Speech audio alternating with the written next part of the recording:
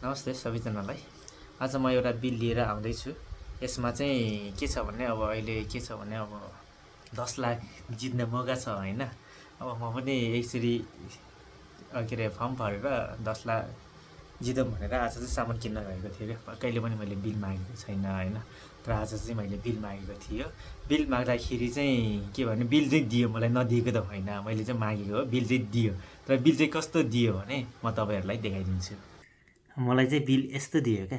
अनि दर्ता गर्नुपर्छ होइन, बिल नम्बर कहाँ छ? बिल नम्बरै छैन। ल त्यो पसलबाट दिएको बिल हो है। अनि त्यसपछि अब भ्याट तिरेकै छैन क्या यहाँ। किनभने मलाई लाग्छ कि यो पसल दर्ता भएको हो कि भएन हो कि, कहिले दर्ता भएको त अनि बिल नम्बर हुनुपर्ने हो, भ्याट तिरेको हुनुपर्छ।